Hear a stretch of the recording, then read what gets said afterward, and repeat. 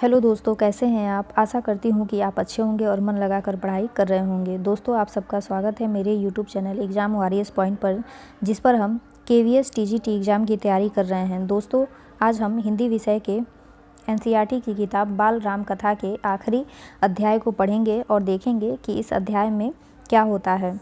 अब तक हमने कुल 11 अध्याय पढ़ चुके हैं और उससे संबंधित वीडियो भी मैंने अपने इस चैनल पर अपलोड कर दिया है। आशा है कि आप सबने उसे ज़रूर देखा होगा और आपको वो कथा समझ में भी आई होगी। आज इस कथा का अंतिम अध्याय है और इसे भी हम आज पढ़कर समाप्त कर रहे हैं। उम्मीद है कि आपको ये सेशन अच्छा लगेगा और आगे आप इस चैनल से भी जुड़े रहेंगे। दोस्तों, अगर आप इस चैनल पर नए हैं तो चैनल को सब्सक्राइब कर लीजिए। आगे भी आपको ऐसे ही वीडियो मिलती रहेंगी और अपने दोस्तों तक भी ज़रूर इसे शेयर करें ताकि अधिक से अधिक लोगों को इससे मदद मिल सके। तो चलिए दोस्तों, हम सेशन की शुरुआत करते हैं। विभीषण चाहते थे कि राम कुछ दिन लंका में रुक जाएं। नई लंका में उन्होंने अपनी इच्छा राम को बताई। उसका कारण भी, मैं चाहता हूँ कि आप कुछ दिन यहाँ विश्राम कर लें, युद्ध की थकान उतर जाएगी। वैसे इसमें मेरा स्वार्थ भी है, आपका सानिध्य और रीति नीति सीखने का अवसर। आपने यह नगरी देखी भी तो नहीं। राम ने लंका नगरी में कदम नहीं रखा। सीता से मिलने हनुमान गए 2 बार, अंगद गए, लक्ष्मण भी हो आए। विभीषण की राज तिलक के समय राम उस नगरी से दूर ही रहें। यह संभव नहीं है मित्र, राम ने कहा। वनवास के 14 वर्ष पूरे हो गए हैं। मैं तत्काल अयोध्या लौटना चाहता हूँ। भरत मेरी प्रतीक्षा कर रहे होंगे। जाने में विलम्ब हुआ तो वे प्राण त्याग देंगे। उन्होंने प्रतिज्ञा की है, मैं उनकी प्रतिज्ञा से बंधा हूँ। विभीषण राम से अलग नहीं होना चाहते थे। उनका अनुरोध राम ने अस्वीकार कर दिया। वे निराश नहीं थे। इस बार उन्होंने एक नया प्रस्ताव रखा। मेरी इच्छा है कि मैं आपके राज्याभिषेक में उपस्थित रहूं। मुझे अपने साथ चलने की अनुमति दें। राम ने उनका आग्रह स्वीकार कर लिया। बोले, आप मेरे लिए यात्रा की व्यवस्था कर दें।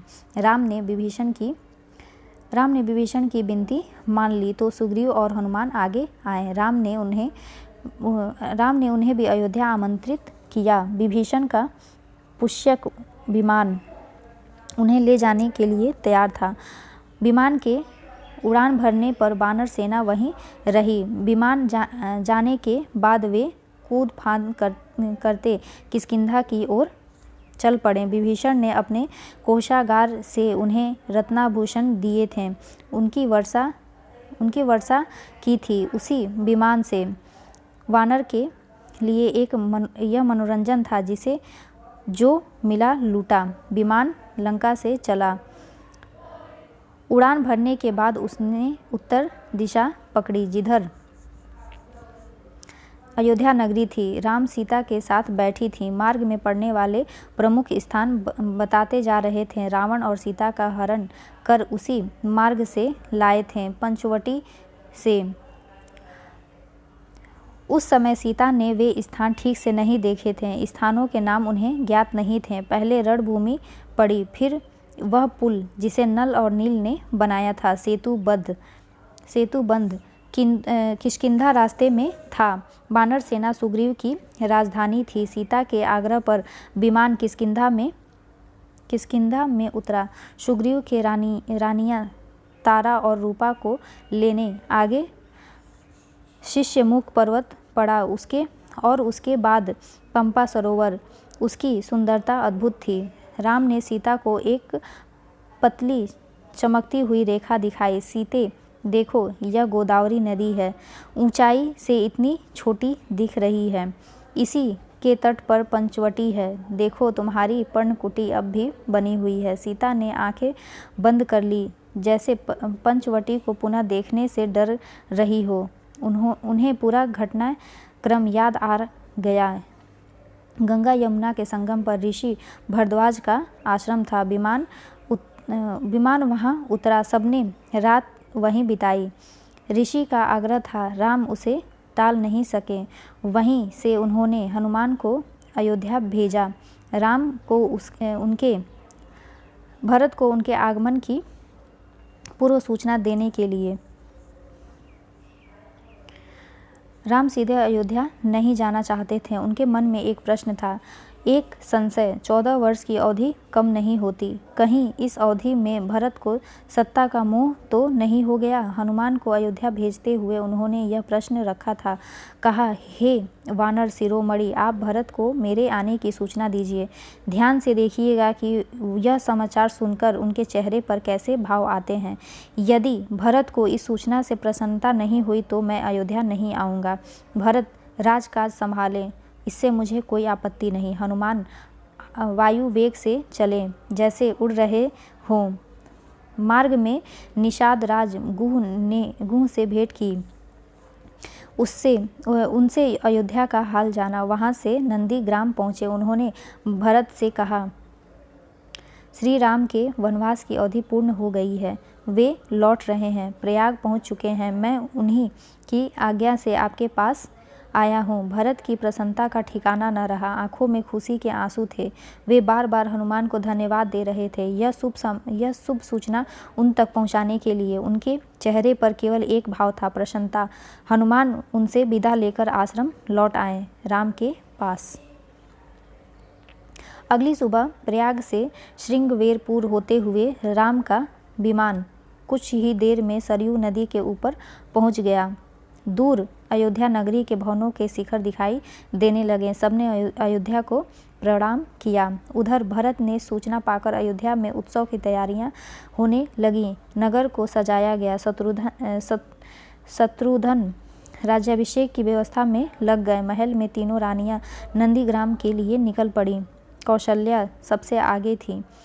उन्हें पता था कि राम पहले भरत से भेंट करेंगे। राम का विमान नंदीग्राम उतरा। उनका भव्य स्वागत हुआ। आकाश राम के जयघोष से गूंज उठा। राम ने विमान से उतरकर भरत को गले लगाया, माताओं को प्रणाम किया। भरत भागते हुए आश्रम के भीतर गए। राम के खड़ाऊ उठा लाए, जिसे सिंहासन पर रखकर उन्होंने 14 वर्ष राजकाज चलाया था। झुककर अपने हाथ से राम को पहनाया। मिलन का यह दृश्य अद्भुत था। सबके चेहरे पर प्रसन्नता थी, सबकी आंखें खुशी के आंसुओं से नम थीं। राम लक्ष्मण से नंदीग्राम में तपस्वी बाना उतार दिए।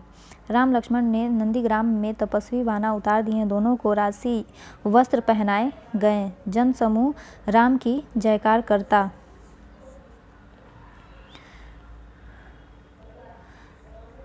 जयकार करता अयोध्या के लिए चला। शोभा यात्रा की छटा देखने योग्य थी।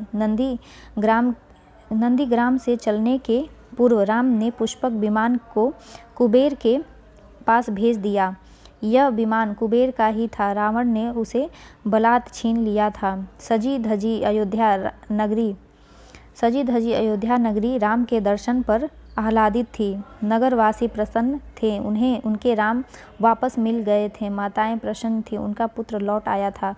मुनिगण खुश थे। राम ने उनकी शिक्षाओं का मान रखा, कभी विरत नहीं हुए। भरत ने अयोध्या का राज्य राम को नंदीग्राम में ही लौटा दिया था।